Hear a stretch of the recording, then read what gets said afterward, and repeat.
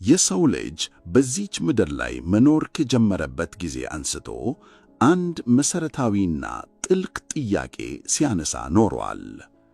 እኛ ከየት መጣን? ይህ ሁሉ በዙሪያችን የምናየው የተፈጥሮ ስብጥር፣ አዕዋፋቱ፣ እንስሳቱ፣ እጽዋቱ እና እኛ ራሳችን እንዴት ተፈጠርን?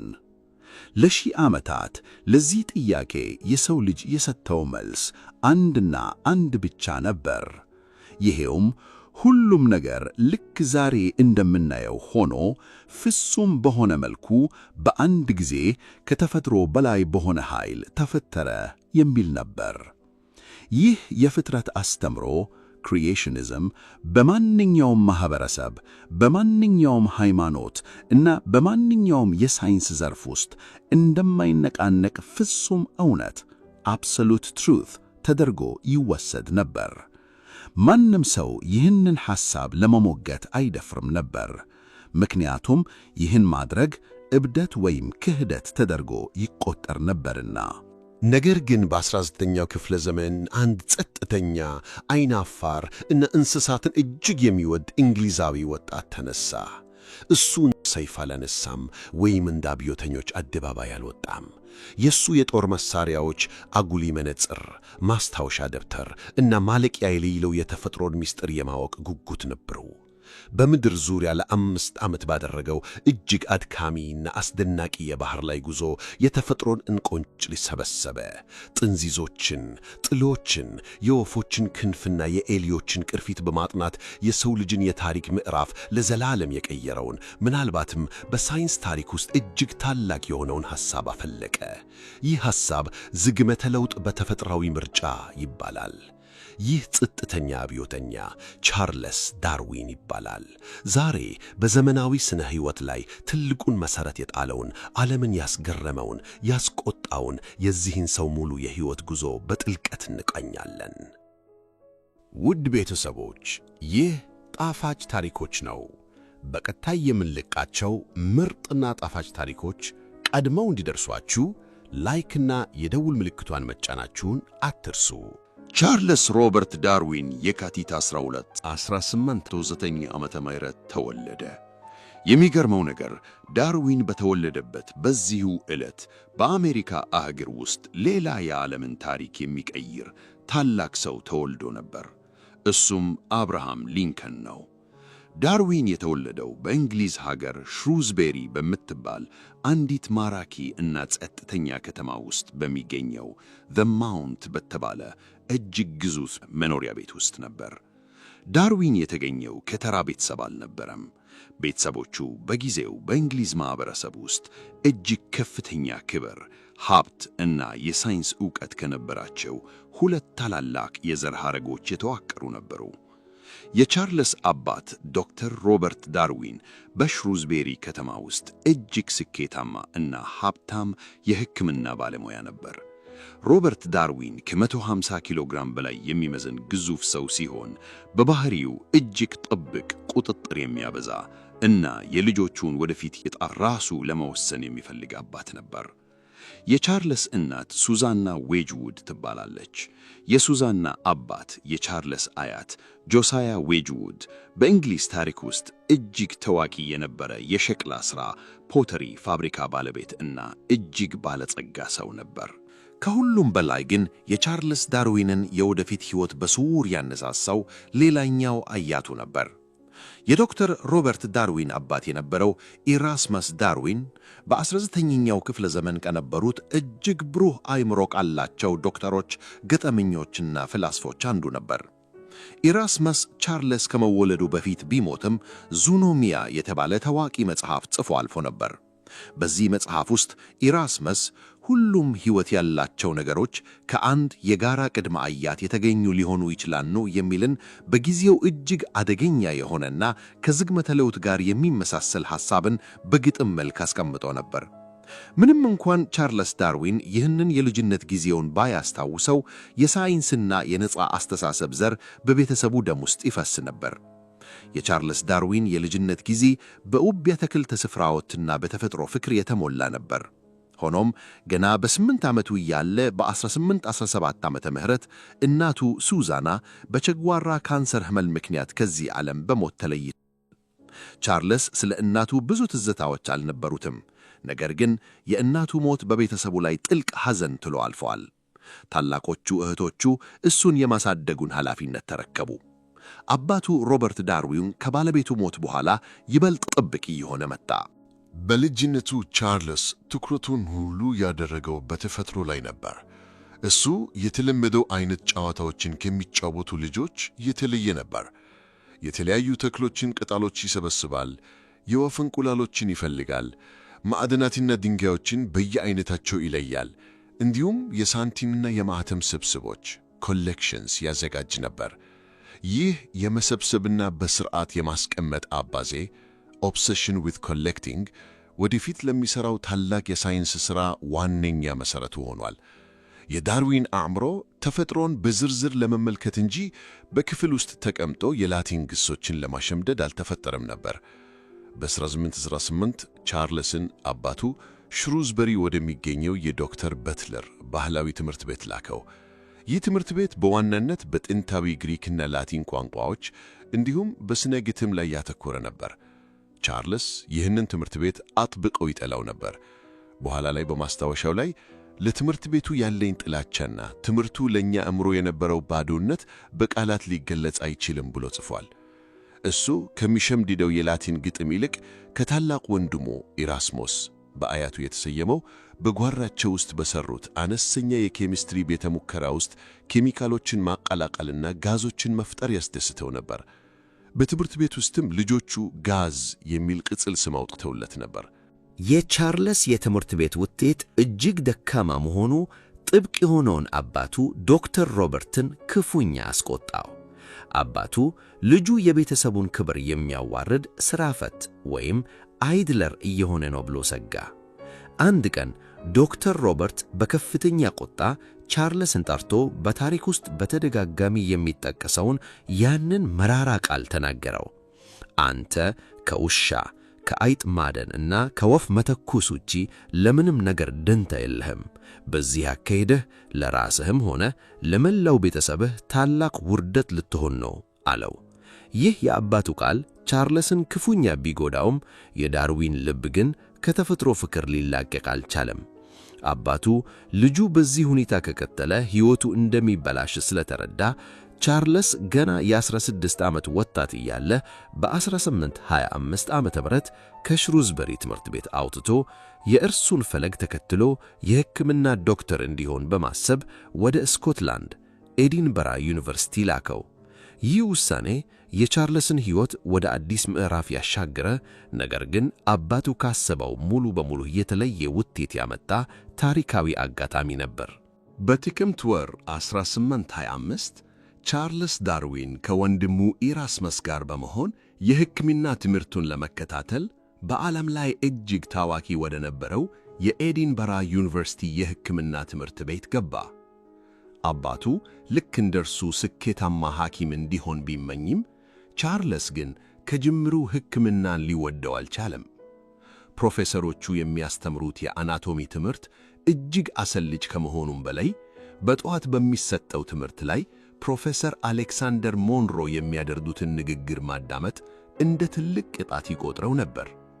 ነገር ግን ቻርልስ ሕክምናን እርግፍ አድርጎ እንዲጠላና እንዲያቋርጥ ያደረገው አንድ እጅግ ዘግናኝ ክስተት ነበር። በዚያ ዘመን 19ኛው ክፍለ ዘመን መጀመሪያ ላይ አነስቴዥያ የሚባል ነገር አልተፈጠረም ነበር። ሕመምተኞች ቀዶ ጥገና የሚደረጋቸው በሙሉ ንቃተ ሕሊናቸው እያሉ እጅና እግራቸው በጠንካራ ሰዎች ወይም በገመድ ታስሮ ነበር። አንድ ቀን ቻርልስ በቀዶ ጥገና ማሳያ ክፍል ውስጥ ተቀምጦ እያለ አንድ ትንሽ ሕፃን ልጅ ላይ ቀዶ ጥገና ሊሰራ መጣ። ዶክተሮቹ የልጁን ሥጋ በስለት ሲቆርጡት ሕፃኑ በሕመም የሚያሰማው እጅግ ዘግናኝ ጩኸት እና በክፍል ውስጥ የነበረው ደም ሽታ የቻርልስን ስነ ልቦና ክፉኛ ጎዳው። ቻርልስ ይህንን መቋቋም አቅቶት ጆሮን ይዞ ከክፍሉ እየሮጠ ወጣ። ከዚያች ቀን በኋላ ወደ ቀዶ ጥገና ክፍል ፈጽሞ ተመልሶ አይወቅም። የሰው ልጅን ስቃይ የማይችለው እጅግ ሩህሩህ ዳርዊን የሕክምና ሙያ ለእርሱ እንዳልተፈጠረ በዚያች ቅጽበት ወሰነ። ሕክምናን ቢጠላም ኤዲንብራ ለቻርልስ ሌላ ታላቅ በረከት ይዛለት ነበር። በሕክምና ክፍሎች ከመገመት ይልቅ ጊዜውን የሚያሳልፈው በኤዲንብራ የተፈጥሮ ታሪክ ሙዚየምና በባህር ዳርቻዎች ላይ ነበር። እዚያም ሕይወቱን የቀየሩ ሁለት ሰዎችን አገኘ። የመጀመሪያው ጆን ኤድመንስተን የተባለ ጥቁር ሰው ነበር። ጆን ቀደም ሲል በደቡብ አሜሪካ ጉያና በባርነት ተይዞ የነበርና በኋላ ላይ ነፃነቱን ያገኘ ሰው ሲሆን የሞቱ እንስሳትንና ወፎችን ቆዳ አውልቆ በውስጣቸው ጥጥና ሳር በመሙላት ሕያው አስመስሎ የማቆየት ጥበብ ታክሲደርሚ ባለሙያ ነበር። ቻርልስ ለጆን በሰዓት 1 ፔኒ እየከፈለ ይህንን ጥበብ ከርሱ ተማረ። ጆን ስለ ደቡብ አሜሪካ ሞቃታማ ደኖች የሚነግረው ታሪክ ቻርልስን እጅግ ማረከው። ይህ የተማረው የታክሲደርሚ ጥበብ በኋላ ላይ በቢግል ጉዞ ወቅት የሚሰበስባቸውን ናሙናዎች እንዳይበላሹ ለማቆየት እጅግ ወሳኝ ሚና ተጫውቷል። ሁለተኛው ሰው ሮበርት ግራንት የተባለ የባህር ላይ ስነ ሕይወት ተመራማሪ ነበር። ግራንት እጅግ አክራሪ እና የዝግመተ ለውጥን የኢራስመስ ዳርዊንን እና የላማርክን ሐሳቦች የሚደግፍ ሳይንቲስት ነበር። ቻርልስ ከግራንት ጋር በመሆን በኤዲንብራ የባህር ዳርቻዎች ላይ የባህር ስፖንጆችን እና ትናንሽ ፍጥረታትን በመሰብሰብ በአጉሊ መነጽር ማጥናት ጀመረ። የቻርልስ የመጀመሪያው ሳይንሳዊ ግኝት በ18 ዓመቱ የባህር ላይ ጥሎች እንቁላልን በተመለከተ ያቀረበው አጭር ጥናት ነበር። ሆኖም አባቱ ዶክተር ሮበርት ልጁ የሕክምና ትምህርቱን ቸል ብሎ ጊዜውን በባህር ዳርቻ ጥሎችን በመሰብሰብ እያሳለፈ መሆኑን ሲሰማ ክፉኛ ተበሳጨ። ዶክተር መሆን ካልቻልክ ቢያንስ የተከበረ የቤተ ክርስቲያን ቄስ አንግሊካን ፓርሰን መሆን አለብህ በማለት አዲስ ትዕዛዝ አስተላለፈ። በወቅቱ በእንግሊዝ ሀገር የቤተ ክርስቲያን አገልጋይ መሆን የተከበረ የተረጋጋ ገቢ ያለው እና በተጓዳኝም የተፈጥሮ ጥናት ለማድረግ በቂ ጊዜ የሚሰጥ ሥራ ነበር። ስለዚህም በ1828 አባቱ ቻርልስን ወደ ዝናኛው የካምብሪጅ ዩኒቨርሲቲ ክራይስትስ ኮሌጅ የሥነ መለኮት ትምህርት እንዲከተል ላከው። ወደ ካምብሪጅ ሲገባ ቻርልስ እጅግ ሀብታም የነበረ በመሆኑ ፈረስ መጋለብ፣ ውድ ጠመንጃዎችን ገዝቶ አፋትን መተኮስና ከጓደኞቹ ጋር በትዕግሥት መዝናናትን ሥራዬ ብሎ ተያያዘው። ግን ከሁሉም በላይ በካምብሪጅ ያገኘው አዲስ አባዜ ጥንዚዛዎችን መሰብሰብ ቢትል ኮሌክቲንግ ክሬዝ ነበር። በወቅቱ በካምብሪጅ ተማሪዎች ዘንድ አዳዲስ የጥንዚዛ ዝርያዎችን ማግኘት እንደ ትልቅ ፋሽን ይቆጠር ነበር። ቻርልስም የዛፍ ቅርፊቶችን እየገለጠ የሞቱ እንስሳትን ደድን እያገላበጠ ጥንዚዛዎችን ይሰበስብ ነበር። አንድ ጊዜ በጫካ ውስጥ እያለ የተከሰተ አስቂኝ ታሪክ በማስታወሻው ላይ አስፍሯል። ሁለት የተለዩ የጥንዚዛ ዝርያዎችን በሁለቱም እጆቹ ይዞ እያለ ድንገት ሦስተኛ እጅግ ብርቅ የሆነ ጥንዚዛ አየ። ይህኛው እንዳያመልጠው ስለፈራ በቀኝ እጁ የያዘውን ጥንዚዛ በአፉ ውስጥ ከተተው። ነገር ግን አፉ ውስጥ የገባው ጥንዚዛ ራሱን ለመከላከል ሲል እጅግ የሚፋጅና የሚሸጥ አሲድ ተፋበት። ቻርልስ በከፍተኛ ቃጠሎ ጥንዚዛውን ከተፋቱ ጋር አውጥቶ ሲተፋው ሦስቱም ጥንዚዛዎች አመለጡት። ይህ ክስተት ለተፈጥሮ የነበረውን ጥልቅ ጉጉት ያሳያል። በካምብሪጅ የነበረው ቆይታ የቻርልስን ሕይወት በሙሉ ከቀየሩት ታላላቅ ምሁራን ጋር አገናኝቶታል። ከነዚህም ውስጥ ዋነኛው የእጽዋት ተመርማሪ የነበረው ፕሮፌሰር ጆን ስቲቨንስ ሄንስሎ ነው። ሄንስሎ ለቻርልስ የሳይንስ አባት፣ አማካይና የቅርብ ጓደኛ ሆኖ ቻርልስ ከሄንስሎ ጋር ሁልጊዜ አብሮ ይጓዝ ስለነበር በዩኒቨርሲቲ ውስጥ ከሄንስሎ ጋር የሚራመደው ሰው የሚል መጠሪያ እስከ ማግኘት ደርሶ ነበር። ሄንስሎ ለቻርልስ ተፈጥሮን በሳይንሳዊ መንገድ እንዴት መመዝገብና ማጥናት እንዳለበት አስተማረው። እንዲሁም ታዋቂው የጂኦሎጂ ወይም ስነ ምድር ፕሮፌሰር አዳም ሴጅዊክም ቻርልስን ወደ ዌልስ ተራሮች ይዞት በመሄድ ድንጋዮችን፣ የዓለት ንብረሮችን እና ቅሪተ አካላትን ፎሲልስ እንዴት ማንበብ እንደሚቻል መርሆች አስተማረው። የጂኦሎጂ ዕውቀት ዳርዊን ዓለም በ6 ቀን ውስጥ እንዳልተፈጠረችና ይልቁንም በሚሊዮኖች ለሚቆጠሩ ዓመታት በቀስተኛ ለውጥ እንደተገነባች እንዲረዳ ትልቁን መሠረት ጥሎለታል። በ1831 ቻርልስ ዳርዊን የካምብሪጅ ዩኒቨርሲቲ የሥነ መለኮት ትምህርቱን በጥሩ ውጤት አጠናቆ ተመረቀ። ከ178 ተማሪዎች 10ኛ በመውጣት አሁን መንገዱ ግልጽ ይመስል ነበር። ወደ አንዲት ጸጥተኛ መንደር ሄዶ ቄስ መሆን፣ በትርፍ ጊዜውም ጥንዚዛዎችን መሰብሰብ። ነገር ግን ዕጣ ፈንታ ለእርሱ ያዘጋጀው ሌላ እጅግ ግዙፍና ዓለምን የሚያንቀጠቅጥ ዕቅድ ነበረው። አንድ ቀን ከዌልስ የጂኦሎጂ ጥናት ጉዞ ወደ ቤቱ ሲመለስ ጠረጴዛው ላይ ከአማካሪው ከፕሮፌሰር ሄንስሎ የተላከ አንድ ደብዳቤ ጠበቀው። ይህ ደብዳቤ የቻርልስ ዳርዊንን ሕይወት ብቻ ሳይሆን የሰው ልጅ የታሪክ አቅጣጫ ለዘላለም የሚቀይር ደብዳቤ ነበር። በነሐሴ 1831 ዓ.ም ቻርልስ ዳርዊን ከፕሮፌሰር ሄንስሎ የደረሰው ደብዳቤ ይዘት እንዲህ የሚል ነበር። የእንግሊዝ የባህር ኃይል HMS ቢግል የተባለች መርከብን በደቡብ አሜሪካ የባህር ዳርቻዎች ላይ የካርታ ሥራ እንድትሠራ ሊልክ ነው። የመርከቡ አዛዥ ካፕቴን ሮበርት ፊትስሮይ በጉዞ ላይ አብሮት የሚሄድ የተማረና የተፈጥሮ ተመራማሪ የሆነ አንድ ክቡር ወጣት ይፈልጋል። እኔ ለዚህ ሥራ ከአንተ የተሻለ ሰው እንደሌለ አምኜ ሐሳብ አቅርቤያለሁ።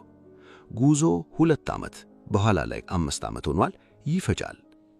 ይህ ጥሪ ለ22 ዓመቱ ቻርልስ ዳርዊን የሕልም እውን መሆን ነበር። ሁሌም ስለ ራቁ ሞቃተኛ ሀገራት በጆን ኤድመንስተን እና በአሌክዛንደር ቮን ሁምቦልት መጽሐፍ ሲያነብ የነበረው ወጣት አሁን ዓለምን በገዛ ዓይኑ የሚያይበት ዕድል መጥቶለታል። ነገር ግን አንድ እጅግ ግዙፍ ተራራ ፊቱ ላይ ነበር። አባቱ ዶክተር ሮበርት ዳርዊን ደብዳቤውን ይዞ በከፍተኛ ጉጉት ለአባቱ ሲያሳየው አባቱ በከፍተኛ ንዴት እምቢታውን አሳወቀው። ዶክተር ሮበርት ለዚህ እምቢታው በርካታ ምክንያቶችን ደርድሮ ነበር። ይህ ጉዞ ለካህናት እንቅፋት ነው። የባህር ላይ ጉዞ እጅግ አደገኛ ነው። መርከቡ ውስጥ ያለህ ቦታ የማይረባ ነው። ይህ ሁሉ የአንተ ሥራ ፈት መሆን ፍላጎት ውጤት ነው ብሎ ገሰጸው። ሆኖም አባቱ በእንግሊዝ ሀገር ውስጥ የጋራ አስተሳሰብ ያለው አንድ የተከበረ ሰው ይህንን ጉዞ ብትሄድ ጥሩ ነው ብሎ ካሳመነኝ ፍቃዴን እሰጥሃለሁ አለው።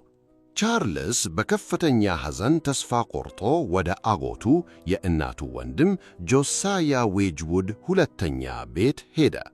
ጆሳያ በቤተሰቡ ውስጥ እጅግ የተከበረ እና ዶክተር ሮበርትም ቢሆን ቃሉን የማይሽረው ሰው ነበር። ቻርልስ ሁኔታውን ለአጎቱ ሲያስረዳው ጆሳያ ወዲያውኑ የጉዞውን ሳይንሳዊና ግላዊ ጠቀሜታ ተረዳ። ጆሳያ ለዶክተር ሮበርት እያንዳንዱን የተቃውሞ ነጥብ አንድ በአንድ በተጨባጭ ምክንያት የሚያፈርስ ታሪካዊ ደብዳቤ ጻፈለት። ጥናት መከታተል ለካህነት ሙያ ክብርን እንጂ ውርደትን አያመጣም። ቻርልስ ወጣት ስለሆነ ዓለምን ማየቱ አእምሮውን ያጎለብታል የሚሉ ጠንካራ መከራከሪያዎችን አቀረበ። ዶክተር ሮበርት የጆሳያን ደብዳቤ ሲያነበው ምንም እንኳን ባይወደው ቃሉን ማተፍ ስላልቻለ ፍቃዱንም ከመስጠቱ በላይ ለቻርልስ የጉዞ ወጪ የሚሆን በቂ ገንዘብ ሰጠው። ከዚህ በኋላ ቻርልስ መርከቡን እና አዛዡን ለመተዋወቅ ወደ ሎንዶን ተጓዘ። የቢግል አዛዥ የሆነው ካፕቴን ሮበርት ፊትስሮይ ገና የ26 ዓመት ወጣት የነበረ ቢሆን እጅግ ጥብቅ፣ ሃይማኖተኛ፣ የፍጥረት አስተምህሮን የሚያምንና የባህር ላይ ካርታ ሥራ ሊቅ ነበር። ፊትስሮይ ቻርልስን አብሮት እንዲጓዝ የፈለገው አንደኛ ናሙኛዎችን እንዲሰበስብለት፣ ሁለተኛና ዋነኛው ግን በባህር ጉዞ ላይ ብቸኝነት እንዳይሰማው አብሮት የሚበላ የሚወያይበት ጀንትልመን ኮምፓኒየን ሰው ስለፈለገ ነበር። የፊትስሮይ ቤተሰቦች በተለይም አጎቱ በጭንቀት ዲፕሬሽን ራሳቸውን ያጠፉ ስለነበር እሱም በብቸኝነት አእምሮ እንዳይስት ይፈራ ነበር። በመጀመሪያው ግንኙነታቸው ፊትስሮይ ቻርልስን ሊቀበለው አልፈለገም ነበር። ምክንያቱም ፊትስሮይ በፊዚዮግኖሚ በሚባል በወቅቱ በነበረ የውሸት ሳይንስ ያምን ነበር። ይህ እምነት የሰውን ፊት ቅርጽ በማየት ባህሪውን ማወቅ ይቻላል የሚል ነበር። ፊትስሮይ የቻርልስን አፍንጫ ቅርጽ ሲያየው ይህ አፍንጫ ያለው ሰው ለረጅም የባህር ጉዞ የሚሆን ጽናትና ጉልበት የለውም ብሎ ደምድሞ ነበር።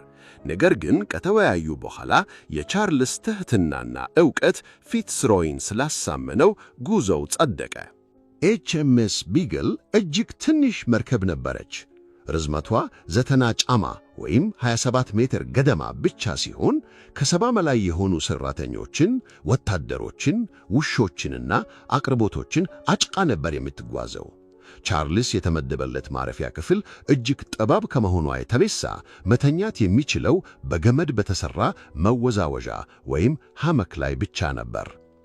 በታኅሳስ 27 ቀን 1831 ዓመተ ምህረት ዲሴምበር 27 1831 ቢግል ከፕሊማውት ወደብ ወደ ማይታወቀው ዓለም ጉዞዋን ጀመረች። ጉዞው እንደተጀመረ ቻርልስን የገጠመው ታላቅ ፈተና የባህር ላይ ሕመም ሲ ሲክነስ ነበር። መርከቧ በማዕበል ስትላጋ ቻርልስ አቅም አጥቶ እያስታወቀ አልጋው ላይ ለሳምንታት ተኛ። ከዚህ የባህር ላይ ስቃይ ሞት ይሻለኛል እስከ ማለት ደርሶ ነበር። ነገር ግን ይህንን ስቃይ ተቋቁሞ መርከቧ አትላንቲክ ውቅያኖስን አቋርጣ የመጀመሪያዋ መዳረሻ ላይ ስትደርስ የቻርልስ ሕይወት አዲስ ትርጉም አገኘ። በጥር 1832 ዓመተ ምህረት መርከቧ ኬፕ ቨርዴ በምዕራብ አፍሪካ የባህር ዳርቻ የሚገኙ ደሴዎች ከሚገኙት ደሴዎች አንዷ በሆነች የሳንቲያጎ አረፈች። ቻርልስ መሬት ላይ ሲረግጥ በሽታው ሁሉ ለቀቀው። እዚህ ደሴት ላይ ቻርልስ ከእንግሊዝ ሲነሳ ፕሮፌሰር ሄንስሎ የሰጠውን የቻርልስ ላየል ፕሪንሲፕልስ ኦፍ ጂኦሎጂ የተባለውን መጽሐፍ እያነበበ ነበር። ላየል በመጽሐፉ ላይ የምድር ገጽታ በአንድ ጊዜ በድንገተኛ አደጋ እንደ ኖህ የጥፋት ውሃ የተፈጠረ ሳይሆን አሁንም ድረስ በሚሰሩ ቀስተኛ የተፈጥሮ ኃይሎች ንፋስ፣ ውሃ፣ እሳተ ቮልካኖ፣ የመሬት መንቀጥቀጥ በሚሊዮኖች ለሚቆጠሩ ዓመታት የተገነባ ነው የሚል እጅግ አዲስ ሐሳብ አቅርቦ ነበር። ቻርልስ በሳንቲያጎ ደሴት ላይ ወደ አንድ ገደል ቀና ሲል ከባህር ጠለል በላይ በ10 ሜትሮች ከፍታ ላይ በነጭ የባህር ዛጎሎች የተሞላ የዓለት ንብርብር ተመለከተ። እነዚህ የባህር ውስጥ ዛጎሎች እንዴት እዚህ ተራራ ላይ ሊወጡ ቻሉ ብሎ ራሱን ጠየቀ። የላይል መጽሐፍ መልሱን ሰጠው። መሬቱ በእሳተ ገሞና በመሬት ውስጥ ኃይል ቀስ በቀስ ከባህር ውስጥ ወደ ላይ ከፍ እያለ መጥቶ መሆን አለበት። ይህ የመጀመሪያው የጂኦሎጂ ግኝት የቻርልስን ዓይን ከፈተው። አሁን ዓለምን የሚያያት በተለየ መነጽር ሆነ። መሬት ቀስ በቀስ ከባህር ውስጥ የምትነሳ ከሆነ ለምን ሕይወት ያላቸው ፍጥረታትስ ቀስ በቀስ አይቀየሩም? ይህ የጉዞ የመጀመሪያ ፍንጭ ነበር። ከኬፕ ቬርዴ በመነሳት ቢግል ወደ አዲሱ ዓለም ወደ ደቡብ አሜሪካ ሞቃት ደኖችና የፓታጎኒያ በረሃዎች ፊቷን አዞረች። ቻርልስ ዳርዊን በታሪክ ውስጥ ማንም ያላያቸውን አስደናቂ ፍጥረታትና የጠፉ ግዙፍ እንስሳት ቅሪተ አካላትን ወደሚያገኝበት ምዕራፍ እየተጓዘ ነበር። በየካቲት 1832 የኤችኤምኤስ ቢግል መርከብ ረጅሙን የአትላንቲክ ውቅያኖስ ጉዞ አጠናቃ ብራዚል ውስጥ ሳልቫዶር ባሂያ ወደብ ላይ ስትደርስ ቻርልስ ዳርዊን በሕይወቱ አይቶት የማያውቀው አዲስ ዓለም ከፊቱ ተደቀነ። አውሮፓውያን ከሚያውቁት ቀዝቃዛና የተገራ ገጽታ ፍጹም በተለየ መልኩ የብራዚል ሞቃታማ ዝናብ ደኖች በሕይወት ብዛኔት የተጠለቀባቸው ነበሩ። ቻርልስ ከመርከቧ ወርዶ ወደ ደኑ ሲገባ የተሰማውን ስሜት በማስታወቂያው ላይ እንዲህ ሲል ገለጸውታል። ዓይነ ስውር ሆኖ የኖረ ሰው ድንገት ዓይኑ ሲበራለትና ዓለምን የሚያይ ሲሰማው አይነት ስሜት ነው የተሰማኝ።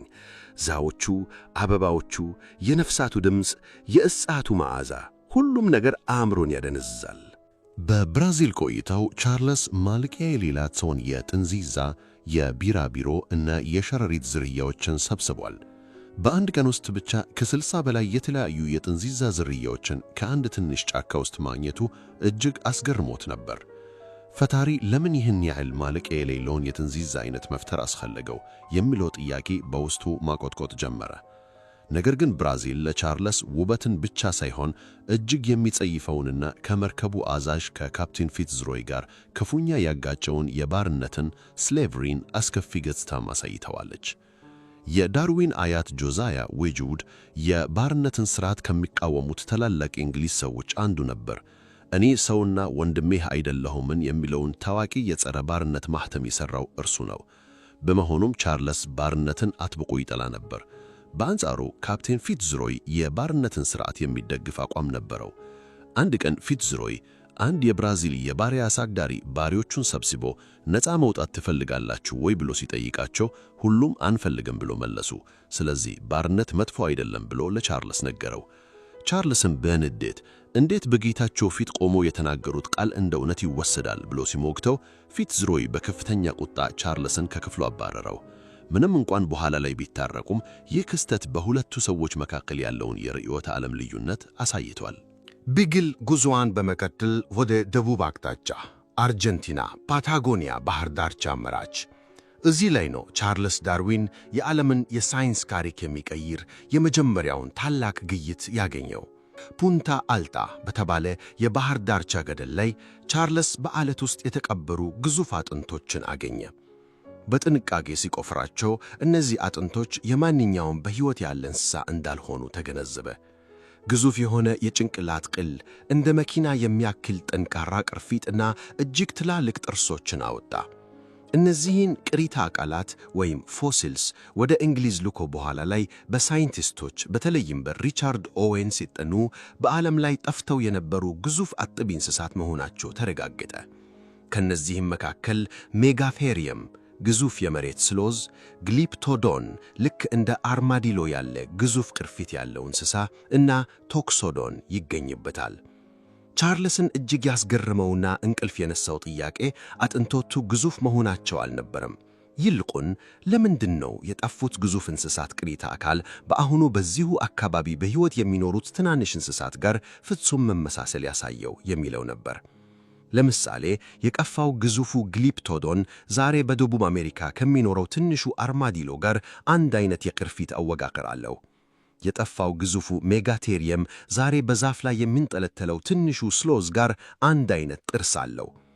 በወቅቱ በነበረው የፍጥረት አስተምሮ መሠረት እንስሳት የጠፉት በኖህ የጥፋት ውሃ ነው። እናም አዳዲስ እንስሳት እንደገና ተፈጥረዋል ተብሎ ይታመን ነበር።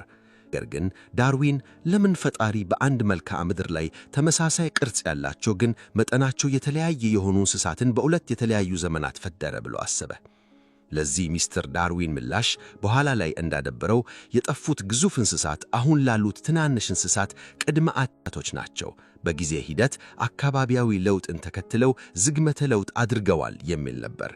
ይህ የዘር መተካካት ሕግ ወይም ሎው ኦፍ ሰክሴሽን ኦፍ ታይፕስ ለዝግመተ ለውጥ ጽንሰ ሐሳብ የመጀመሪያው ትልቅ ምሳሌ ሆነ። ከፓታጎኒያ በመነሳት መርከቧ ወደ ደቡባዊው የዓለም ጫፍ እጅግ ቀዝቃዛ፣ ጨለማ እና አውሎ ንፋስ ወደሚበዛበት ኬፕ ሆርን እና ቲየራ ዴል ፉዌጎ የተባለው ስፍራ አመራች። እዚህ ቦታ ላይ ቻርልስ ዳርዊን ስለ የሰው ልጅ ምንነት ጥልቅ ፍልስፍናዊ ጥያቄ ውስጥ የከተተውን ክስተት አስተናገደ። ከዓመታት በፊት ካፕቴን ፊትስሮይ ወደዚሁ ስፍራ መጥቶ በነበረበት ወቅት 3 የአካባቢውን ነባር ወይም ኢንዲጂነስ ሰዎች አፍኖ ወደ እንግሊዝ ወስዷቸው ነበር። የእነዚህ ሰዎች ስም በእንግሊዞቹ የተሰየመው ጄሚ ባተን፣ ፊውጂያ ባስኬት እና ዮርክ ሚንስተር ነበር። ፊትስሮይ እነዚህን ሰዎች ወደ እንግሊዝ ወስዶ የክርስትናን ሃይማኖት፣ የእንግሊዝኛ ቋንቋንና የአውሮፓውያንን ስነ ምግባር አስተምሯቸው ነበር። ጄሚ ባተን ሙሉ ሱፍ የሚለብስ፣ ሰዓት የሚያስር እና ሻይ በስርዓት የሚጠጣ የተሰለጠነ ሰው ሆኖ ነበር።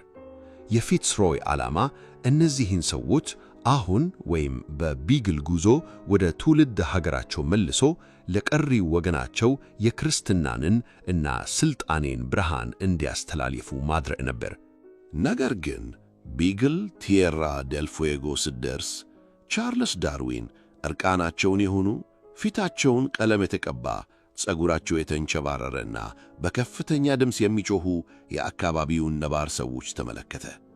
እነዚህ ሰዎች ጥሬ ሥጋ ይበሉ፣ በበረዶ ላይ አለምንም ልብስ ይተኛሉ እና ምንም አይነት ዘመናዊ ማኅበራዊ ሥርዓት አልነበራቸውም።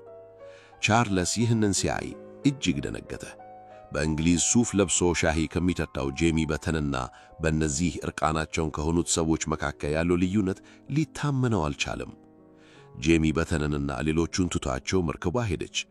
ከአንድ ዓመት በኋላ ተመልሰው ሲመጡ ጄሚ ባተን ልብሶቹን በሙሉ ጥሎ ፊቱን ቀለም ተቀብቶ የድሮውን ባህል ተላብሶ ወደ ኋላ ተመልሶ አገኙት። ከእንግሊዝ የተማረውን ሥልጣኔ ሁሉ ትቶት ነበር። ከነሱ ጋር ወደ እንግሊዝም መመለስ አልፈለገም። ይህ ክስተት ለዳርዊን አንድ ታላቅ እውነት አስተማረው። የሰው ልጅ ምንም ያህል የሰለጠነ ሲቪላይዝድ ቢባልም ወይም ምንም ያህል አውሬ ሳቬጅ ቢመስልም ባዮሎጂያዊ ልዩነት የላቸውም። በእኛ በአውሮፓውያኑና በእነዚህ ሰዎች መካከል ያለው ብቸኛ ልዩነት የተጓዝንበት ባህልና አካባቢ ለውጥ ብቻ ነው ብሎ ደመደመ። የሰው ልጅም ልክ እንደ እንስሳት አካባቢው ለሚፈጠረው ጫና ምላሽ የሚሰጥ ፍጥረት መሆኑን ተገነዘበ። የኤችኤምኤስ ቢግል ጉዞ 4 ዓመታትን አስቆጠረ። በ1835 መጀመሪያ ላይ መርከቧ የደቡብ አሜሪካን ምዕራባዊ የባህር ዳርቻ የአሁኗን ቺሊን ያሳስች ነበር። በየካቲት 20 1835 ቻርልስ ዳርዊን በቫልዲቪያ ጫና ውስጥ እያረፈ ሳለ መሬቷ በከፍተኛ ኃይል መንቀጥቀጥ ጀመረች። ዛፎች ተላጉ። መቆም እስኪያቅተው ድረስ መሬቱ እንደ ማዕበል ተናወጠ። ይህ በታሪክ ከተመዘገቡት እጅግ ከባድ የመሬት መንቀጥቀጦች የሆነው የኮንሴፕሲዮን የመሬት መንቀጥቀጥ ነበር። መርከቧ ወደ ኮንሴፕሲዮን ከተማ ስታቀና ከተማዋ ሙሉ በሙሉ ፈራርሳ ተመለከቱ። ነገር ግን ቻርልስን ከከተማዋ መፍረስ በላይ ያስገረመው ሌላ የጂኦሎጂ ክስተት ነበር። መሬት መንቀጥቀጡን ተከትሎ የባህር ዳርቻ መሬት ከባህር ጠለል በላይ 2 እስከ 3 ጫማ 1 ሜትር ከፍ ብሎ ነበር። የባህር ፍጥረታትና ዛጎሎች መሬት ላይ ተጋልጠው ፀሐይ የመታቸው ይገሙ ነበር። ቻርልስ ወደ አቅራቢያው የሚገኘው አንዲስ ተራሮች ወጥቶ ሲመረምር ከባህር ጠለል በላይ በ10,000 ጫማ ከፍታ ላይ የባህር ዛጎሎች በዓለት ውስጥ ተቀርጸው አገኘ። ይህ ለቻርልስ የቻርልስ ላይልን ጂኦሎጂ ትምህርት በተግባር ያረጋገጠበት ነበር። መሬት በአንድ ጊዜ የመሬት መንቀጥቀጥ ጥቂት ጫማዎችን ከፍ ምትል ከሆነ ይህ መሬት መንቀጥቀጥ ሚሊዮን ለሚቆጥሩ ዓመታት ቢከሰት የባህር ወለል የነበረውን መሬት ገፍቶ የአንዲስን ተራራ ሊፈጥር ይችላል ብሎ አረጋገጠ። ይህ ጥልቅ ጊዜ የተባለው ጽንሰ ሐሳብ ለዝግመተ ለውጥ ሂደት እጅግ አስፈላጊ የሆነው ረጅም ጊዜ ሚሊዮን ዓመታት ለዳርዊን እንዲያገኝ ረድቶታል። በመስከረም ወር ቢግል ከደቡብ አሜሪካ ጠረፍ 600 ማይል ወይም 1000 ኪሎ ሜትር ርቃ በፓሲፊክ ኦኪያኖስ ላይ የምትገኘው እናም የዳርዊንን ስም በታሪክ መዝገብ ላይ በወርቅ ቀለም የወደ ጻፈችው ስፍራ ደረሰች። የጋላፓጎስ ደሴቶች the Galapagos Islands። ጋላፓጎስ ከእሳተ ገሞ የተፈጠሩ ጥቁር የላቫ አለቶች የበዙባቸው እና በጭርፍታ ሲያዩአቸው ምንም ሕይወት የሌለባቸው ሲኦል የሚመስሉ ደሴቶች ናቸው። ዳርዊን መጀመሪያ ሲያያቸው በገሃነም ውስጥ ያሉት መሬቶች ይመስላሉ ብሏቸው ነበር። ነገር ግን እነዚህ ደሴቶች የዓለምን ታሪክ የሚቀየር ምስጢር አርግዘው ነበር። ደሴቶቹ በጭራሽ ከዋናው አህጉር ጋር ተገናኝተው ስለማያውቁ እዚያ ላይ ያሉት እንስሳትና እጽዋት ለብቻቸው በተገለለ አካባቢ አይሶሌትድ ኤንቫይሮንመንት የተፈጠሩ ነበሩ። ዳርዊን በጋላፓጎስ ደሴቶች ላይ አስደናቂ ፍጥረታትን ተመልከተ። በባህር ውስጥ የሚዋኙና በባህር አረም የሚበሉ ትላልቅ ኢጓናዎች ማሪን ኢጓናስ፣ ሰውን የማይፈሩ ወድፎች እና ደሴቶቹ ስማቸውን ያገኙባቸውን እጅግ ግዙፍ ኤሊዎችን አገኘ። አንድ ቀን የጋላፓጎስ አስተዳዳሪ ቫይስ ጋቨርነር የነበረው ኒኮላስ ሎሰን ለዳርዊን አንድ ጠራ የሚመስል ግን ታሪካዊ ቃል ተናገረው። እኔ አንድን ኤሊ ቅርፊቱን በማየት ብቻ ከየትኛው ደሴት እንደመጣ በእርግጠኝነት መናገር እችላለሁ አለው። ዳርዊን መጀመሪያ ላይ ለዚህ ቃል ብዙም ትኩረት አልሰጠውም ነበር። ከተለያዩ የጋላፓጎስ ደሴቶች እርስ በርስ ጥቂት ማይሎች ብቻ የሚራራቁ ሆነው ሳሉ ለምን በእያንዳንዱ ደሴት ላይ የተለያየ የኤሊ ዝርያ ይኖራል? ዳርዊን በወቅቱ ኤሊዎቹን በስርዓት አልሰበስብም። እንዲሁም መርከቦቹ በመቶዎች የሚቆጠሩ ኤሊዎችን ለምግብነት አርደው በልተዋቸው ነበር። ዳርዊን በጋላፓጎስ ከሰበሰባቸው ፍጥረታት መካከል ዛሬ የዳርዊንስ ፊንችስ በመባል የሚታወቁት ትናንሽ ወፎች ይገኙበታል። ነገር ግን ዳርዊን እነዚህ ወፎች ምን ያህል ወሳኝ እንደሆኑ በቦታው ላይ ያለ አላወቀም ነበር። ወፎቹን ሲሰበስብ የተለያዩ ዝርያዎች፣ አንዳንዶቹ ብላክበርድ፣ አንዳንዶቹ ግሮስቢክ መስለውት ነበር። እንዲያውም የትኛውን ወፍ ከየትኛው ደሴት እንዳመጣው ለይቶ ማስታወሻ ሌብሊንግ አላደረገም ነበር። ይህ የሰራው ትልቅ ሳይንሳዊ ስህተት ነበር። ሆኖም ዳርዊን በከፍተኛ ጥንቃቄ የሰበሰበው እና የትኛው ከየት ደሴት እንደመጣ በትክክል የመዘገበው ሌላ የወፍ ዝርያ ነበር፣ ሞኪንግ በርድስ። ከሦስት የተለያዩ ደሴቶች የሰበሰባቸው ሞኪንግ በርዶች እርስ በርስ የሚመሳሰሉ ቢሆኑም በግልጽ የሚታይ የዝርያ ልዩነት ቫሪዬሽንስ ነበራቸው። ቢግል ከጋላፓጎስ ተነስታ የፓሲፊክ ኦኪያኖስን ስታቋርጥ ዳርዊን በማስታወሻው ላይ አንድ ሐሳብ አስፈራ። ጋላፓጎስ ደሴቶች ሞኪንግ በርዶች፣ ኤሊዎችና እጽዋት በእያንዳንዱ ደሴት ላይ ትንሽ የተለዩ ከሆኑ ይህ እውነት ከሆነ የዘር ጽናት ስታቢሊቲ ኦፍ ስፒሺስ የሚባለው ጽንሰ ሐሳብ ይናዳል ብሎ ጻፈ። በወቅቱ በነበረው እምነት ፈጣሪ እያንዳንዱን ዝርያ በየቦታው ለየብቻ ፈጠረ ነው የሚባለው። ታዲያ ለምንድን ነው ፈጣሪ እርስ በርስ የሚያዩ ጥቃቅን ደሴቶች ላይ ትንሽ ብቻ የተለወጡ ግን የሚመሳሰሉ ወፎችን መፍጠር ያስፈለገው? ዳርዊን የደረሰበት መደምደሚያ ግን ሌላ ነበር። በጥንት ዘመን ጥቂት ወፎች ከደቡብ አሜሪካ አህጉር በነፋስ ተገፍተው ወደ ጋላፓጎስ መጡ። ከዚያም ወደ ተለያዩ ደሴቶች ተበታትነው በእያንዳንዱ ደሴት ላይ ካለው ምግብና አካባቢ ጋር ለመላመድ ለረጅም ጊዜ ሲራቡ ቀስ ብለው ተቀይረው ዝግመተ ለውጥ አድርገው አዳዲስ ዝርያዎች ሆኑ። ይህ ሐሳብ የዝግመተ ለውጥ ነበር። የኤችኤምኤስ ቢግል መርከብ 5 ዓመት ገደማ ከፈጀው የዓለም ዙሪያ ጉዞ በኋላ እንግሊዝ ፋልማውት ወደብ ላይ ደረሰች። ቻርልስ ዳርዊን ከእንግሊዝ ሲወጣ የ22 ዓመት ወጣት ካህን ለመሆን ያቀደና በሥራ ፈትነት በአባቱ የሚወቀስ ሰው ነበር። ሲመለስ ግን ገና መሬት ሳይረግጥ በመላው እንግሊዝ የሳይንስ ማኅበረሰብ ዘንድ ስሙ የገነነ ታዋቂ ሳይንቲስት ሆኖ ነበር። ይህ የሆነበት ምክንያት የዩኒቨርሲቲው አማካሪው የነበረው ፕሮፌሰር ሄንስሎው ቻርልስ ከጉዞው ላይ የላኳቸውን ደብዳቤዎችና የቅሪተ አካል ሪፖርቶች አሰባስቦ በሳይንሳዊ መጽሔቶች ላይ አሳትሞት ስለነበር።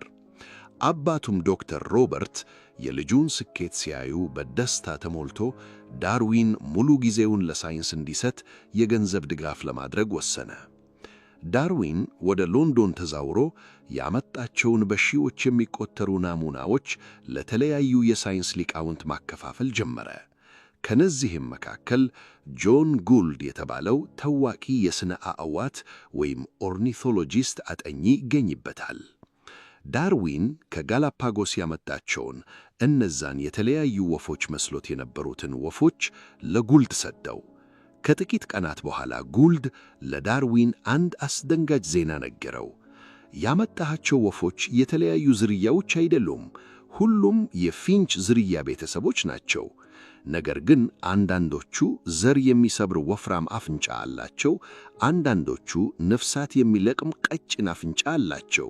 በአጠቃላይ 13 የተለያዩ ግን ተዛማጅ የሆኑ የፊንች ዝርያዎችን አግኝተሃል አለው።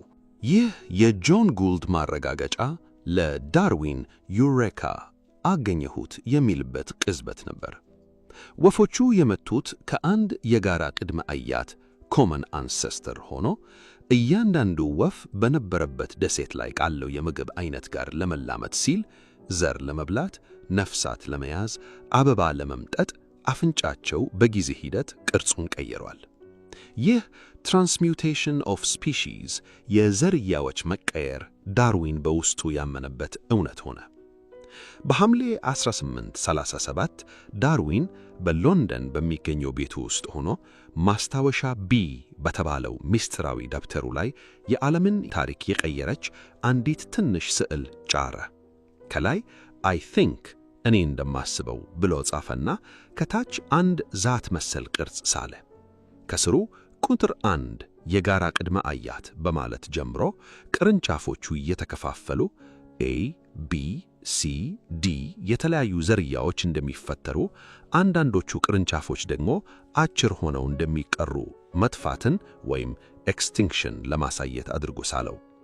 ይህ የመጀመሪያው የሕይወት ዛፍ ትሪ ኦፍ ላይፍ ንዳፍ ነበር። ሁሉም ሕይወት ያለው ነገር ባክቴሪያ፣ እጽዋት፣ እንስሳትና የሰው ልጅ ጭምር ከአንድ የጋራ ምንጭ የተገኙ ናቸው የሚለውን እጅግ አብዮታዊ ሐሳብ አጸና።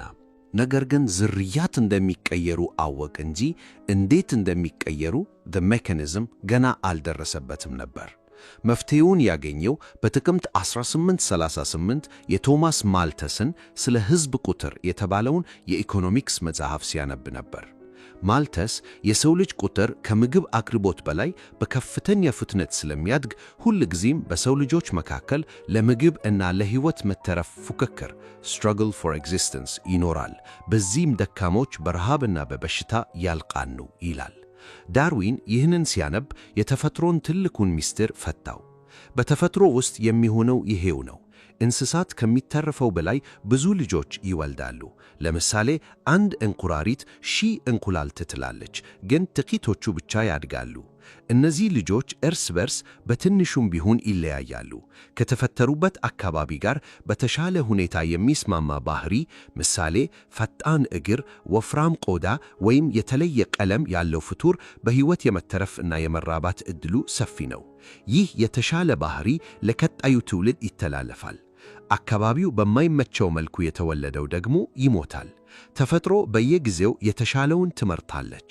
ይህን ሐሳብ ተፈጥሯዊ ምርጫ ናቹራል ሴሌክሽን ብሎ ሰየመው። በዚህ ሁሉ የሳይንስ ማዕበል ውስጥ ዳርዊን ስለ ትዳር እና ግሉ ሕይወቱ ማሰብ ጀመረ። የዳርዊን የትዳር ውሳኔ ልክ እንደ ሳይንስ ጥናቱ እጅግ ምክንያታዊ እና በወረቀት ላይ የተሰላ ነበር። አንድ ቀን ወረቀት አውጥቶ በሁለት ከፈለው። በአንደኛው በኩል ማግባት ሜሪ ብሎ፣ በሌላኛው ደግሞ አለማግባት ኖት ሜሪ ብሎ ጻፈ። ማግባት በሚለው ስር የሕይወት አጋር፣ ከውሻ የተሻለ ጓደኛ፣ ልጆች ብሎ ሲጽፍ፣ አለማግባት በሚለው ስር ነፃነት፣ ክለብ መሄድ፣ መጽሐፍ መግዣ ገንዘብ ማጣት፣ ከሳይንስ ሥራ መስተጓጎል ብሎ ጻፈ። በመጨረሻም ማግባት ይሻላል ብሎ ደመደመ። ለሚስትነት የመረጣት የገዛ አጎቱን ልጅ የጆሳያ ዌጅውድን ልጅ የሆነችውን እና አብራ ያደገችውን ኤማ ዌጅውድን ነበር። ኤማ እጅግ አስተዋይ፣ ፒያኖ ተጫዋች፣ ከታዋቂው ሾፓን የተማረችና እጅግ ጠንካራ የክርስትና ሃይማኖት አማኝ ነበረች። በጥር 1839 ቻርልስና ኤማ ተጋቡ። ትዳራቸው እጅግ ፍቅር የተሞላበት ቢሆንም በመካከላቸው አንድ ትልቅ ክፍተት ነበረ። ቻርልስ የዝግመተ ለውጥን ሐሳብ ሲያዳብር ከሃይማኖት እምነቱ እየራቀ መጣ።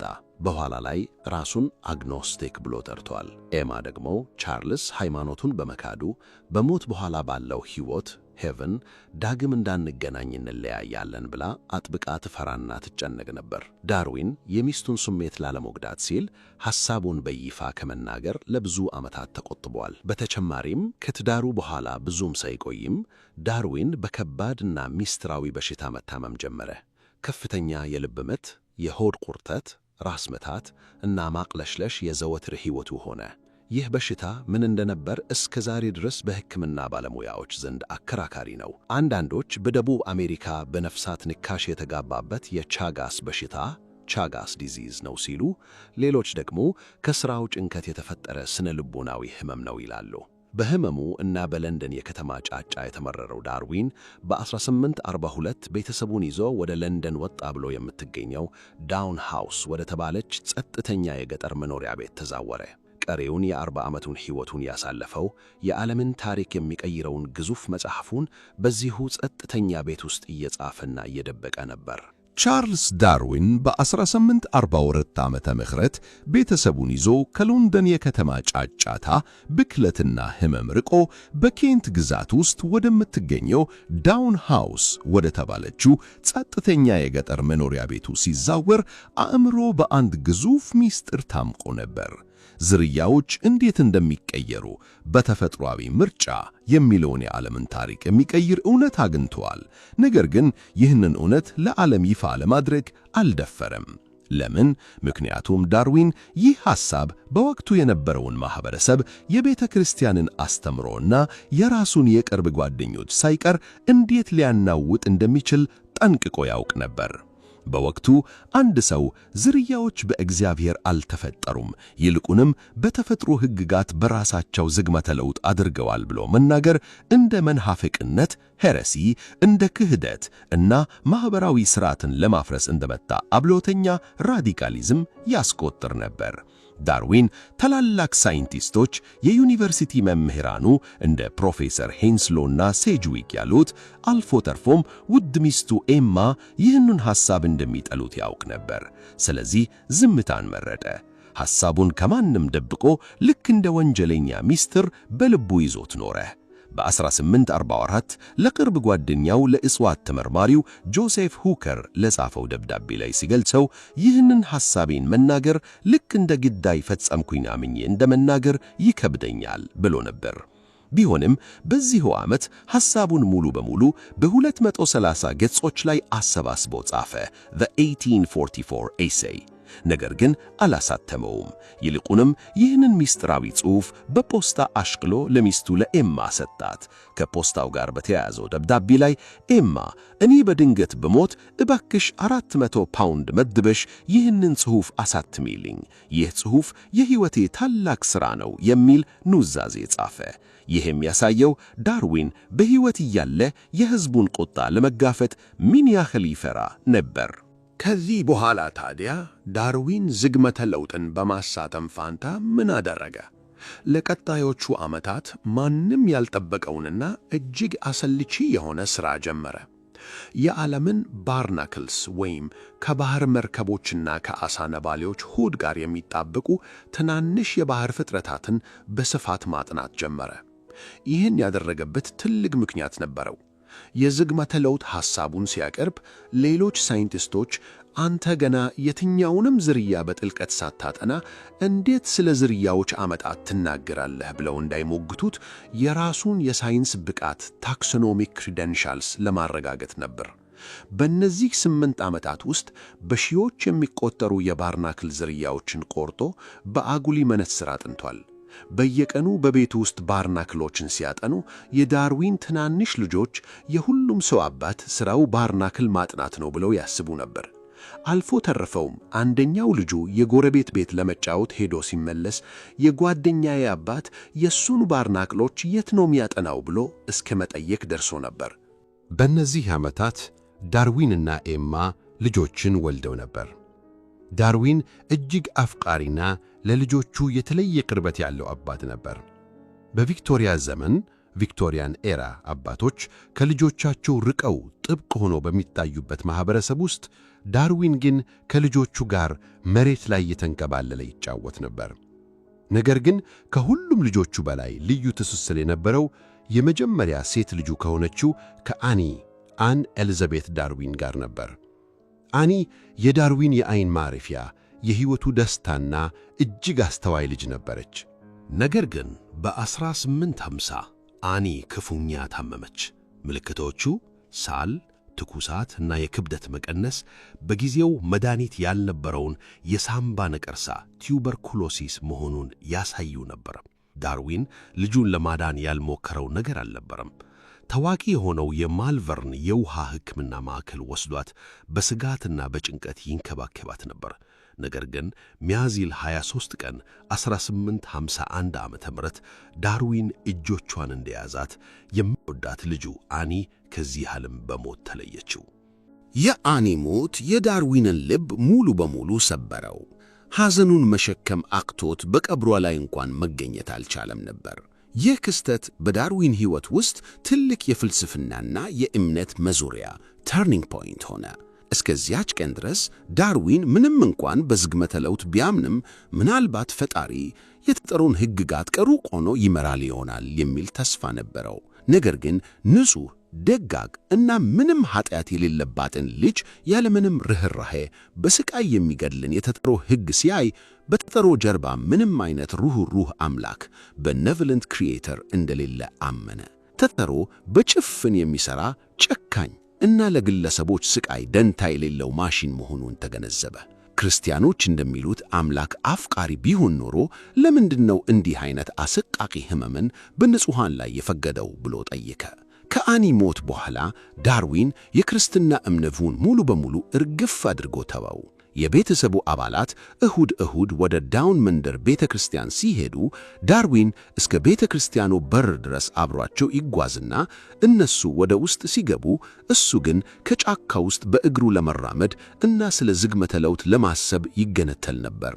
የልጁ ሞት ዳርዊን ለዓመታት የገበጠውን የዝግመተ ለውጥ መጽሐፍ ጽፎ እንዲያጠናቅቅ ሞትንና ስቃይን ስትረግል ፎር ኤግዚስተንስን የተጠራው ዋነኛ መሪ ሞተር አድርጎ ለማቅረብ ከፍተኛ የሥነ ልቦና መነሳሳት ፈጠረለት። የባርናክልስ ጥናቱን በ1854 ዓመተ ምህረት በስኬት አጠናቆ ሽልማት ካገኘ በኋላ ዳርዊን ሙሉ ትኩረቱን ወደ ትልቁ የሕይወት ዘመኑ ሥራ ዝግመተ ለውጥ መለሰ። አሁን ማንም ሰው ሳይንሳዊ ብቃቱን ሊተራተር አይችልም። ስለዚህ ተፈጥሯዊ ምርጫን ናቹራል ሴሌክሽንን በዝርዝር የሚያብራራ እጅግ ግዙፍ መጽሐፍ ቢግ ስፒሺስ ቡክ መጽሐፍ ጀመረ። የሐሳቡን ትክክለኝነት ለማረጋገጥ ቤት እንስሳትን አርቢዎችን በተለይም የርግብ አርቢዎችን በጥልቀት አጠና። የሰው ልጅ የፈለገውን ባህሪ መርጦ ርግቦችንና ውቾችን በአጭር ጊዜ ውስጥ አዳዲስ ዝርና አስመስሎ መቀየር ከቻለ ተፈጥሮ ደግሞ በሚሊዮን በሚቆጠሩ ዓመታት ውስጥ ምን ያህል ታላቅ ለውጥ ልታመጣ ትችላለች በማለት የሰው ሰራሽ ምርጫን አርቲፊሻል ሴሌክሽንን ለተፈጥሮአዊ ምርጫ ናቹራል ሴሌክሽን ማሳያ አድርጎ ተጠቀመበት። ዓመታት አለፉ። ዳርዊን በዝቅታ እያንዳንዱን ማስረጃ እያሰላሰለ ጽሑፉን እያዘጋጀ ነበር። ነገር ግን ሰኔ 1858 ዓመተ ምህረት ጁን 1858 የዳርዊንን ዓለም ያነቃነቀና በድንጋጤ ያሳበደ አንድ ፖስታ በፖስታ ቤት ደረሰው። ይህ ደብዳቤ የመጣው እጅግ ርቆ ከሚገኘው የኢንዶኔዥያ ደሴዎች ነበር። ላኪው አልፍሬድ ራሰል ዋላስ የተባለ በድህነት ውስጥ ሆኖ የተፈጥሮ ናሙናዎችን እየሰበሰበ ለሙዚየም በመሸጥ የሚተዳደር ወጣት ነበር። ዋላስ በወባ በሽታ ተይዞ በከፍተኛ ትኩስ አልጋ ላይ ወድቆ እያለ በድንጋጤ የቶማስ ማልተስን መጽሐፍ ያስታውስና ዳርዊን ከ20 ዓመታት በፊት ያገኘውን ያንን ተፈጥሮአዊ ምርጫ የተባለ ሐሳብ ልክ በዛው ልክ በራሱ አይምሮ ያገኘዋል።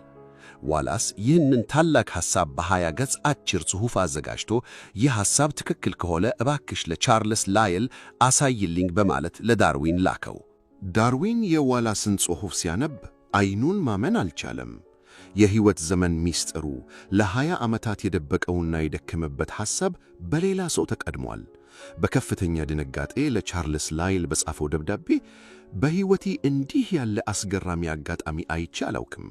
ዋላስ እኔ በ1842 ከጻፍኩት ሚስጥራዊ ጽሑፍ ላይ ቃል በቃል የገለበጠው ነው የሚመስለው። አሁን ታላቁ ሥራዬ፣ የሕይወቴ ድካም በሙሉ ከንቱ ሊሆን ነው፣ የክብሩ ባለቤት እሱ ሊሆን ነው በማለት በከፍተኛ ሐዘንና ፍርሃት ተናገረ። ዳርዊን እጅግ ጨዋና ስነ ምግባር ያለው ሰው ስለነበር የዋላስን ጽሑፍ ደብጦ የራሱን ብቻ ማሳተም አልፈለገም። የዳርዊን ጓደኞች ቻርልስ ላይልና ጆዜፍ ሁከር በዚህ ቀውስ ውስጥ ጣልቃ ገቡ። አንድ ታሪካዊ መፍትሔ አቀረቡ። የዳርዊንን የ1844 የመጀመሪያ ጽሑፍና የዋላስን አዲሱን ጽሑፍ አንድ ላይ በማጣመር ጆይንት ፕሬዘንቴሽን በለንደን በሚገኘው የሊኒያን ሶሳይቲ ሳይንሳዊ ጉባኤ ላይ ሐምሌ 1 ቀን 1858 አቀርበው እንዲነበብ አደረጉ። በዕለቱ ሁለቱም ሳይንቲስቶች አልተገኙም ነበር። ዳርዊን ሌላ ልጁ በሕመም ሞቶበት በሐዘን ላይ ነበር። ዋላስ ደግሞ አሁንም ኢንዶኔዥያ ውስጥ ነበር። በሚገርም ሁኔታ ጽሑፉ ሲነበብ በሳይንቲስቶቹ ዘንድ ያመጣው ትልቅ ማዕበል አልነበረም። ሊኒያን ሶሳይቲ ፕሬዚዳንት በዓመቱ መጨረሻ ሪፖርት ላይ በዚህ ዓመት ምንም አይነት አዲስና ታላቅ የሳይንስ ግኝት አልተገኘም ብሎ እስከ መጻፍ ደርሶ ነበር። ምን ያህል እንደተሳሳተ ታሪክ አሳይቷል። የዋላስ መምጣት ዳርዊንን ከ20 ዓመታት እንቅልፉ ቀሰቀሰው። አሁን ጊዜው የሩጫ ነበር።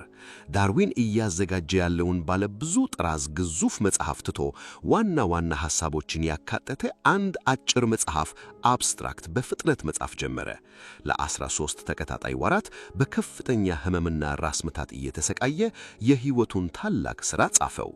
ህዳር 24 ቀን 1859 የዘመናዊ ሳይንስን ታሪክ ለሁለት የከፈለው መጽሐፍ ታትሞ ወጣ።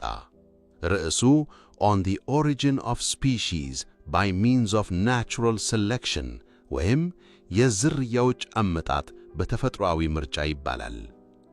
አሳታሚው ጆን ሙሬይ መጽሐፉ አወዛጋቢ ስለሆነ አይሸጥም ብሎ ስለፈራ ያሳተመው 1250 ቅጂዎችን ብቻ ነበር። ነገር ግን መጽሐፉ ገበያ ላይ በዋለ በመጀመሪያው ቀን ላይ ሙሉ በሙሉ ተሽጦ አለቀ። በዚህ መጽሐፍ ውስጥ ዳርዊን ሁለት ታላላቅ ሐሳቦችን አቅርበዋል። አንደኛ፣ በዓለም ላይ ያሉ ሁሉም ሕይወት ያላቸው ነገሮች ከአንድ የጋራ ቅድመ አያት የተገኙ ናቸው፣ ዲሰንት ዊዝ ሞዲፊኬሽን። ሁለተኛ፣ ለዚህ ለውጥ ዋነኛው ሞተር ተፈጥሮአዊ ምርጫ ናቹራል ሴሌክሽን ነው። ማለትም በተፈጥሮ ጋር የተሻለ መላመድ የሚችሉ ዝርያዎች ይተርፋሉ፣ የማይችሉት ደግሞ ይጠፋሉ። ነገር ግን ዳርዊን በመጽሐፉ ውስጥ አንድ ትልቅ ርዕስን ሆን ብሎ አስወግዶ ነበር። ስለ የሰው ልጅ የዝግመተ ለውጥ አመጣጥ ምንም አልጻፈም። በመጽሐፉ መጨረሻ ገጽ ላይ ብቻ አንዲት አጫጭር ግን ፈንጂ የሆነች አረፍተ ነገር አስቀመጠ። ወደፊት በሰው ልጅ አመጣጥና ታሪክ ላይ ብርሃን ይፈነጥቃል፣ Light will be thrown on the origin of man and his history. ዳርዊን የሰው ልጅም ከጦጣዎች ጋር የጋራ ቅድመ አያት እንዳለው ቢያውቅም በዚህኛው መጽሐፍ ሕዝብን ከዚህ በላይ ማስቆጣት አልፈለገም። የዝርያዎች ዓመታት ከታተመ በኋላ እንግሊዝ፣ አውሮፓ እና መላው ዓለም በከፍተኛ የውዝግብ ማዕበል ተናወጠ። ቤተ ክርስቲያን መጽሐፉን እንደ ታላቅ የስህተትና የክህደት ምንጭ አውግዛ ተነሳች። ሃይማኖተኛ ሳይንቲስቶች ከይቀሩ እንደ ዳርዊን የቀደሙ መምህር አዳም ሴጅዊክ እና የግሪታ አካል አጥኚው ሪቻርድ ኦዌን መጽሐፉን ክፉኛ ነቀፉት። ዳርዊን በባህሪው ጭቅጭቅና ክርክር ስለሚጠላ ዳውን ሃውስ በሚገኘው ቤት ውስጥ ተዘግቶ በጸጥታ ዝግመተ ለውጥን የሚያጠናክሩ ተጨማሪ መረጃዎችን ይሰበስብ ነበር። ነገር ግን ዳርዊን ጠበቃ አላጣም ነበር። ታዋቂው አናቶሚስት የሰውነት ተመራማሪ ቶማስ ሄንሪ ሃክስሊ የዳርዊንን ሐሳብ በሙሉ ልቡ ተቀብሎ በእጅግ በጠንካራ ሁኔታ ይከላከልለት ጀመር። ሃክስሊ ራሱን የዳርዊን ቡልዶግ ብሎ ሰየመ። በ1860 በኦክስፎርድ ዩኒቨርሲቲ የብሪቲሽ የሳይንስ ማኅበር ስብሰባ ላይ በተካሄደው ታሪካዊ ክርክር The 1860 ኦክስፎርድ ኢቮሉሽን ዲቤት ላይ ሃክስሊና የኦክስፎርዱ ጳጳስ ሳሙኤል ዊልበርፎርስ ገጽ ለገጽ ተፋጠጡ። ጳጳሱ ዊልበርፎርስ የዳርዊንን ሐሳብ ለማሳነስና ለማላገጥ አስቦ ወደ ሃክስሊ ዞር ብሎ ጠየቀው። ሚስተር ሃክስሊ ከጦታ ጋር ዝምድና አለኝ የሚሉት በአያቱ ወይም በሴት አያቱ በኩል ነው ብሎ በመላው ታዳሚ ፊት አሾፈበት። ሃክስሊ በንዴት ከመቀመጫው ተነስቶ ያን ታሪካዊና ዝነኛ ምላሽ ሰጠ። እውነትን ለመደበቅ ሲል የራሱን ከፍተኛ አእምሮና ችሎታ ከሚጠቀምበት የተከበረና የተማረ ሰው ልጅ የጦታ ልጅ መሆንን በክብር እመርጣለሁ አለ። ይህ ክርክር የሳይንስንና የሃይማኖትን ፍጫ ለአንዴምና ለመጨረሻ ጊዜ ግልጽ አደረገው። ሳይንስ የራሱን ነፃነትና መድረክ ማወጅ ጀመረ። ውዝግቡ እየጋለ ቢሄድም የዳርዊን ሐሳብ ቀስ በቀስ በአብዛኛው የሳይንስ ማኅበረሰብ ዘንድ ተቀባይነትን እያገኘ መጣ። የ62 ዓመቱ ዳርዊን ከዓመታት በፊት ያስቀረውን ያንን ትልቅ ፈንጂ ለመጣል ወሰነ። የሰው ልጅ አመጣጥ The Descent of Man የተሰኘውን ሁለተኛውን ታላቅ መጽሐፉን አሳተመ። በዚህ መጽሐፍ ላይ ዳርዊን ምንም አላመነታም። የሰው ልጅ አካላዊ አወቃቀር ከሌሎች አጥቢ እንስሳት ጋር ያለውን ተመሳሳይነት በማነጻጸር የሰው ልጅና ዛሬ ያሉ ታላላቅ የሰው መሰሎች በሚሊዮኖች ዓመታት በፊት ከነበረ አንድ የጋራ ቅድመ አያት የተገኙ ናቸው። በመሆኑም የሰው ልጅ የተፈጥሮ አንድ አካል እንጂ ከተፈጥሮ ውጭ የቆመ የተለየ ፍጡር አይደለም ብሎ አስረገጠ። በተጨማሪም በመጽሐፉ ላይ የጾታዊ ምርጫ የተባለውን እንስሳት እንደ ፒኮክ ወፍ ለምን ያማረ ቀለምና ቅርጽ እንደሚያወጡ የሚያስረዳ አዲስ ጽንሰ ሐሳብ አቀረበ። በሕይወቱ የመጨረሻዎቹ ዓመታት ዳርዊን ስለ ጦዶችም ሆነ ስለ ግዙፍ እንስሳት ማጥናቱን አቆመ። ይልቁንም ማንም ሰው ትኩረት ወደማይሰጣቸው ትናንሽ ፍጥረታት ፊቱን አዞረ። የምድር ትሎች earthworms የባለውን የመጨረሻው መጽሐፉ The Formation of Vegetable Mold Through the Action of Worms የምድር ትሎች ላይ ያተኮረ ነበር። ዳርዊን ትሎች አፈርን በመብላትና በማውጣት መሬትን በማለሰስ ለግብርና እንዴት ወሳኝ ሚና እንደሚጫወቱ አጥንቶ የዓለምን መልክዓ ምድር የቀየሩት እነዚህ ትንንሽ አይነ ስውርና ዝምተኛ ፍጥረታት መሆናቸውን አሳየ። ይህ ምርምር ልክ እንደ ዳርዊን ሕይወት ነበር፣ በትንሽና በቀስ በሚደረግ የረጅም ጊዜ ሥራ ትልቅ ለውጥ ማምጣት። በመጨረሻም በሚያዝያ 1882 ኤፕሪል 1882 በ73 ዓመቱ ቻርልስ ዳርዊን በዳውን ሃውስ በሚገኘው አልጋው ላይ ሚስቱን ኤማን እና ልጆቹን እንደተመለከተ በልብ ድካም ከዚህ ዓለም በሞት ተለየ። ከመሞቱ ጥቂት ቀደም ብሎ ለሚስቱ ለኤማ እኔ ሞትን በፍጹም አልፈራውም ብሎት ነበር። የሕይወት ውጥሰትንና የተፈጥሮን ሕግጋትን ከማንም በላይ የተረዳው ዳርዊን ሞትን እንደ ተፈጥሯዊ ሂደት ተቀብሎት ነበር። ዳርዊን በኑዛዜው መሠረት በዳውን መንደር በሚገኘው የቅድስት ማርያም ቤተ ክርስቲያን አነስተኛ የመቃብር ስፍራ ከወንድሙ ኢራስመስና ከልጆቹ ጎን እንዲቀበር ጠይቆ ነበር። ነገር ግን ጓደኞቹ ሃክስሊን ጨምሮ የብሪታንያ የሳይንስ ማኅበረሰብ እና የፓርላማ አባላት ይህ ታላቅ የሳይንስ ሊቅ በተራራ መንደር ውስጥ ሊቀበር አይገባም በማለት ዘመቻ አደረጉ። በሕዝብና በመንግሥት ጥያቄ መሠረት የቻርልስ ዳርዊን አስከሬን በከፍተኛ ክብርና በብሔራዊ ሐዘን በእንግሊዝ ታላላቅ ነገሥታትና ሊቃውንት መቃብር ስፍራ በዌስት ሚኒስተር አቤ ውስጥ ተቀበረ። መቃብሩም በዓለም ታሪክ ውስጥ እጅግ ታላላቅ ከሚባሉት ሳይንቲስቶች ከአይዛክ ኒውተንና ከጆን ኸርሼል መቃብር ጥቂት ሜትሮች ብቻ ይርቆ ተቀመጠ። ቻርልስ ዳርዊን ሲሞት የዝግመተ ለውጥን ሕግጋት ኤቮሉሽን ባይ ናቹራል ሴሌክሽን ለዓለም ቢያስተዋውቅም የውርስ ሕግ ጄኔቲክስ እንዴት እንደሚሠራ አያቅም ነበር። የዲኤንኤ ሚስጥር ገና አልተገኘም ነበር። ነገር ግን ከመቶ ዓመታት በኋላ የዘመናዊው ጄኔቲክስ ጥናት ሲፈልቅ የዳርዊን ጽንሰ ሐሳብ 100% ትክክል መሆኑን በሞሌኩላዊ ደረጃ አረጋገጠው። ዛሬ የምናውቀው የሰውነት ሕክምና፣ የቫይረሶች ባህሪ ለውጥ ጥናት፣ የእርሻ ስነ ሕይወት እና የአካባቢ ጥበቃ በሙሉ የተመሠረተው በዳርዊን የተፈጥሮአዊ ምርጫ ሕግ ላይ ነው። ከአባቱ የሕክምና ጫና አምልጦ ቄስ መሆንን ትቶ የዓለምን ውቅያኖሶች በአንዲት ትንሽ መርከብ አቋርጦ የተፈጥሮን ሚስጥር የፈታው ቻርልስ ዳርዊን የሰውን ልጅ ከተፈጥሮ ባለቤትነት አውርዶ የተፈጥሮ አንድ ታላቅና አስደናቂ አካል ፓርት ኦፍ ኔቸር አድርጎታል። በመጽሐፉ መደምደሚያ ላይ እንደጻፈው ይህችን ፕላኔት የስበት ሕግ በወሰነላት ቋሚ ምህዋር ላይ ስትሽከረከር ከጥቂት ወይም ከአንድ ቀለል ያለ የሕይወት ጅምር ተነስተው እጅግ ውብና አስገራሚ የሆኑ ማለቂያ የሌላቸው ፍጥረታት ተፈጥረዋል። አሁንም እየተፈጠሩ ነው። በዚህ የሕይወት እይታ ውስጥ ታላቅ ግርማ ግራንደር አለ።